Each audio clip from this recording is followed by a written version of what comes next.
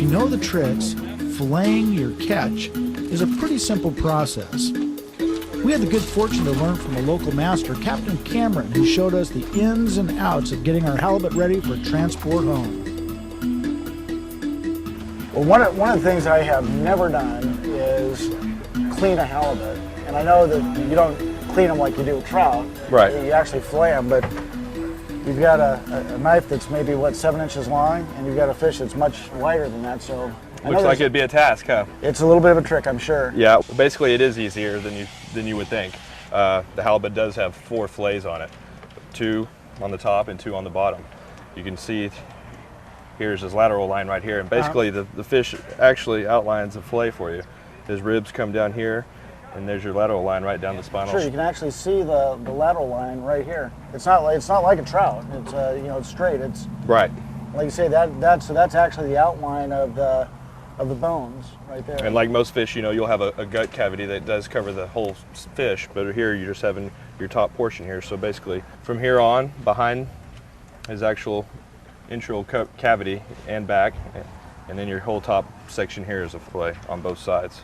And I'll just rub the gurry off the top of the fish. No matter how clean the fish are, they're still going to have that little slime on there. That's what halibut are known for. And I'll go ahead and I'll start right up here, and I'll go follow that line all the way down to his tail. You'll make sure you're all the way down to the bone. You can feel it once you hit. Yeah, let me get out of your way, because Okay. I'm right in your way there. There we go. We're going to 2 critical steps here is just follow the bone, and you'll just give a little angle, about a 45, and just kind of follow his spinal cord all the way down, just at a slight angle. And what that does, it just separates your meat and gets you a good start on the fish. Okay.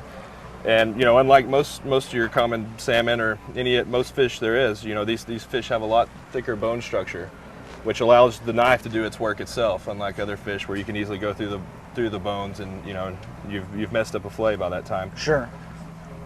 But with the halibut, you can start. What we'll do is we'll start and just let the bones do the work here. See the pressure I got on my knife? And just as long as you're not going too deep, from the always beginning, you want to start slow and then advance to bigger strokes, but there's no reason to take it early. If you can just follow the bone, the fillet will pretty much do the knife will do the work on this. Wow.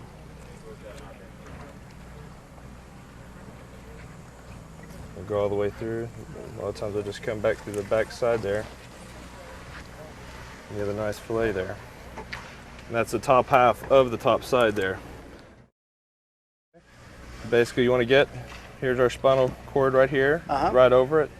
You want to get about that angle right now. I believe that's about a 45. You can see my pressure, I actually have the knife bent. You don't want to stab into the fish, but you can basically feel, there's one point there where you can feel the bones, and it's smooth. You're not digging. Just with this long, steady slide, you're actually cutting. And the bones will actually just guide the knife. Each stroke, just a little bit deeper.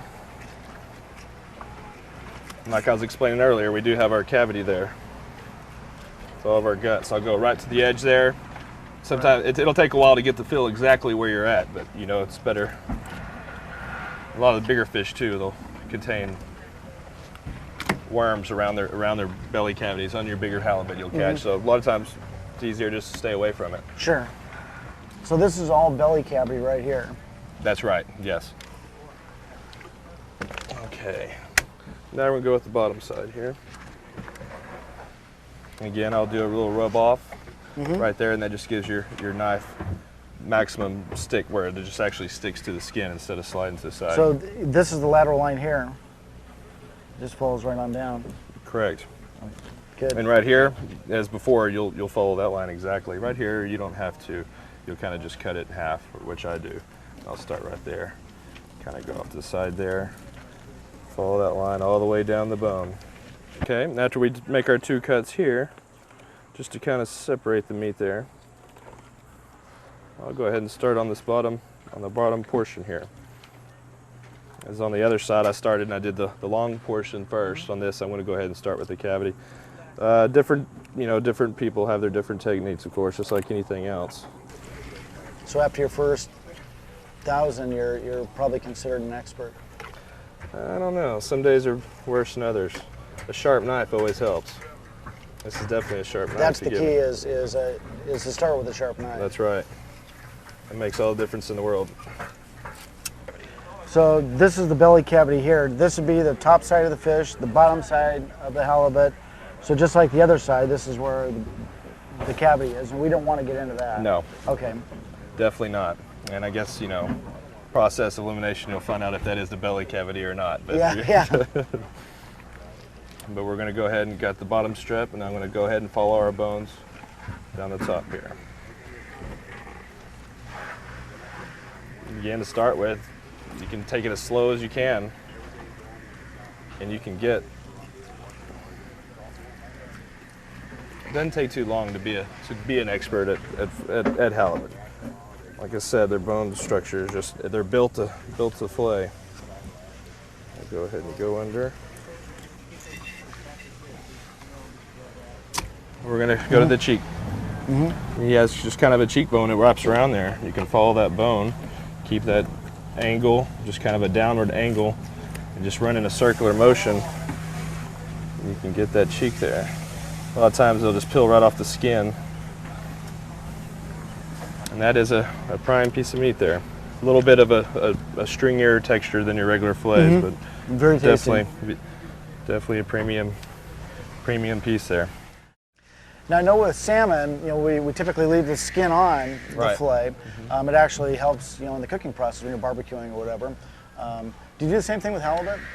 Some people prefer to. We found that, you know, over time, if they are vacuum packed as we do our fish, that a lot of times, over a period of time, the fish will not stay as good as if they were, you know, skinned. If there is a skin, they kind of get a kind of twangs the meat a little bit if they are in there for any long periods of time. How do you take the skin off? Well, easy. You always have the table here in your handle. And a major key of filleting these is just make sure your handle's off the table and you're not on top of the table. A lot of people make the mistake of filleting up here and they're missing that, you know, that half inch of meat there when they're trying to fillet the fish. But basically, what we do is just grab the skin. On a bigger fish, sometimes I'll put a hole in here. Use this kind of a trigger finger so where I can have a lot of leverage on the fish.